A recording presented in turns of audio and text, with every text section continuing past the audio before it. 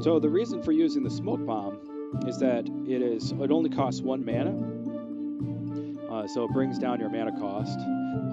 It also is useful for stopping things like from the grave. It can almost wipe out all 6 skeletons from the grave. I think maybe at least we'll do 4 if you position it properly and time it right. It's good for hitting the bazooka trippa, even a cannon tower if there's no heal brick. So it's useful for some things. It also does that little bit of extra damage when you have a mummy versus mummy fight. So if mummy is the best card in the game right now that everybody needs to have in their deck, then very often your opponent is playing with a mummy. Well, how do you make sure your mummy wins that battle? You play your mummy, he plays his mummy. How's your mummy going to come out the winner? Well, you throw down a smoke bomb. It provides that little extra bit of damage that helps your mummy come out on top. So that's the reason to have a smoke bomb. It's a little more of an aggressive offensive choice. The defensive choice is the summon brick, and there's basically 2 reasons for using the summon brick. One is, of course, the fact that it has a 50% chance of summoning a mana brick, which is really helpful with the mana brick comeback mechanic. So basically, if you have the summon brick in your deck, you need to be consciously choosing to play it as often as possible. So every time it comes up in rotation, you're trying to get 2 mana and throw down your summon brick. And then this way, you're constantly populating your side with mana bricks. That way, if you ever get behind in the game, you have all of a sudden a massive uptick in mana, and you're able to turn that into a counterattack that your opponent cannot stop.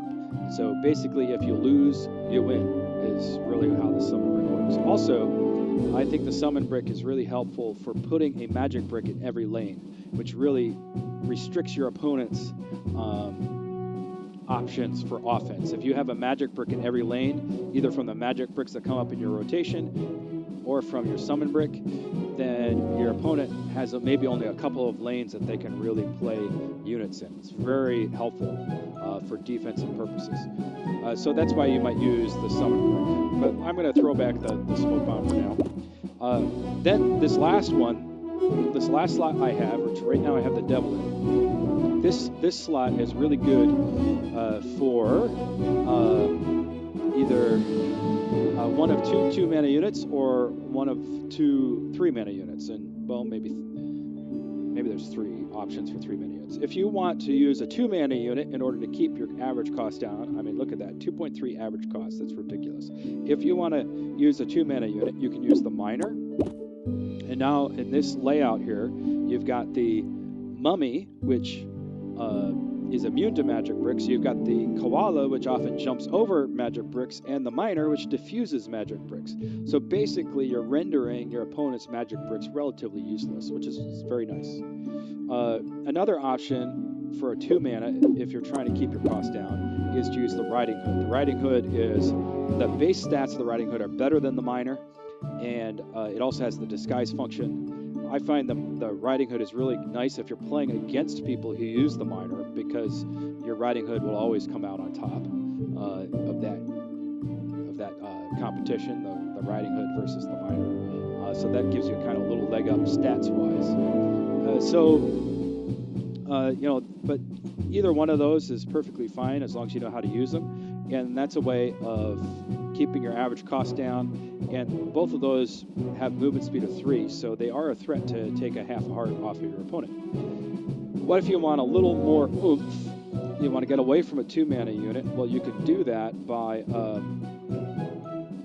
using either one of 3 units. One is the pirate, which is actually somewhat useful now because of the changes to the pirate, where now his mom gave him an eye patch that resists damage from spells or something. So this change can be kind of annoying to deal with on defense. So if you put this in here, now you've got 2 pretty strong 3 mana units. The koala is strong because it has high hit points. The pirate is strong because he's immune to spells. So between the mummy, the koala, and the pirate, you're always having something out on the field that your opponent has to work pretty hard to stop. So that's an option. I don't think it's as good, but it's still pretty good. Another option is the Ninja. I would say right here, this might be your base core meta deck right now. I think it was previously too, but this is still a good core meta deck with the Ninja. I mean, a Koala and a Ninja in one deck is such a threat, especially when it's used with the Mummy. I mean, it is pretty nuts to have to deal with this. This is so much offensive threat in one deck. It's really good. The downside to the Ninja is that he dies actually pretty easily. So he's kind of hard to pin down, but if you can pin him down, you can destroy him easily, like say with a Boulder or even a Koala or anything like that. So there's a lot of units that can kill him for less mana even, and so that is kind of the downside of the Ninja, but he is pretty good. So there's another option for a 3-mana unit. The final option for a 3-mana unit is the Angel, and the idea here with the Angel is you pretty much only play the Angel if you have played the Mummy or the Koala. The Mummy and or the Koala. So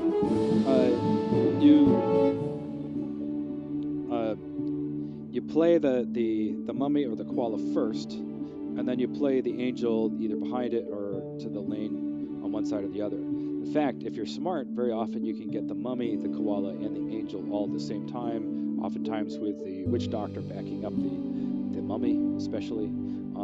And with all of that out there, something probably will make it through to the opponent's side. The Angel, not only is it great for healing and shielding, but it also removes the debuff. So it'll remove the slow from the poison, which is actually one of its main benefits right now. Because everyone plays with a poison brick pretty much, then there's all this poison all over the field. So you just send your Mummy down on purpose, right through the poison. You throw an Angel behind him, and when he gets slowed down by the poison, no big deal. The Angel removes that, and he just goes back to walking at normal speed, and the poison has no effect on him at all at that point. So that's what is useful about the Angel right now in the current meta. So it's a pretty powerful card. The problem with the Angel, of course, is that stats are weak, and you're hugely dependent on your deck rotation. If you have a bad deck rotation and your strategy is dependent on the Angel, then you could be in real trouble. And I'll get into that in a little bit with some of the options for strategy. So these are some of your units. This is maybe some of the core units that you could, like, especially, think about this as maybe one of the base layouts.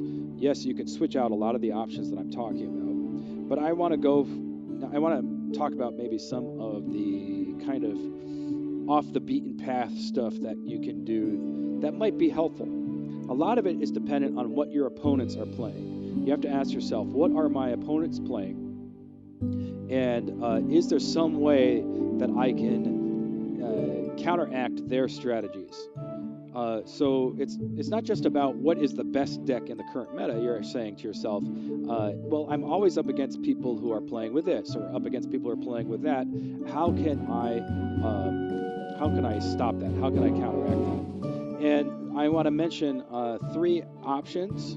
Besides all the options I've already given you, there are 3 more options that I can think of that you can use to maybe get a leg up on your opponents if it works against their strategies. One is the Bazooka Troopa, who, because the changes to the Boulder, he is now harder to kill.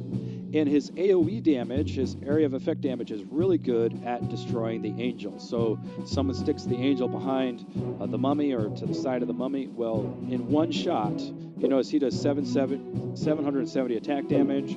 The Angel only has 770 hit points. So in one shot, he kills the Angel. So, and he does damage to the Mummy. So I would say he's a really good way of stopping the Mummy plus Angel combo. It's kind of surprising, actually, how he manages to do that. And I've always liked the Bazooka Troopa. He's always been a good card since he came out, in spite of all the ways that they messed with him to make him less powerful, because at the beginning he was ridiculously powerful. So he's a good option. Also, the bow bones is another good option with the longer attack range of 8 for the arrows. If you use the full attack range, it just cranks out a ton of damage. The downside, of course, is that it gets hit. It can be one shot by the boulder, unlike the bazooka troopa. So, but other than that, you can stick a bow bones in front of a mummy and it will take out the mummy pretty quickly. So it's a pretty powerful card. It's something to think through. It moves 3, which is one way it's better than the bazooka troopa. So sometimes it does actually take hearts. So that's something for you to think about. So those are options for how you might kind of tweak your deck with a couple of different units. The last thing I want to mention for how you might tweak your deck against your opponents is by thinking through different options for the fireball. So if your opponents are playing, say, with a lot of tanks, sometimes people play with a 2-tank deck. You know, they have the mummy and the Viking. They have the Viking and the dragon. If they're playing with a lot of tanks, one option is to play with the Rolaiser as your mana brick killer. And then you have it in your back pocket for taking out a dragon or a Viking or a mummy. It is pretty easy to win a 5-mana tank trade if you throw down the Rolaiser on top of the tank. If your opponents are playing with a lot of bricks, what I mean is if they're playing with the trap brick and the stonewall brick and even the summon brick, so their side is full of bricks and you're having trouble reaching the wall, well, what do? Instead of using the fireball, you could try using the spiked roller or the cold snap. These two spells just wipe out a huge number of bricks. So that's just something for you to think through, that maybe it's worth paying the extra mana in order to clear out bricks. And then if you're pretty free with how you use these 2 spells, you can really reduce your opponent's defenses pretty quickly. So those are some options of how to tweak the deck. And I've already run into 2 videos, and I'm going to go to a third because I'm going to talk about the bricks.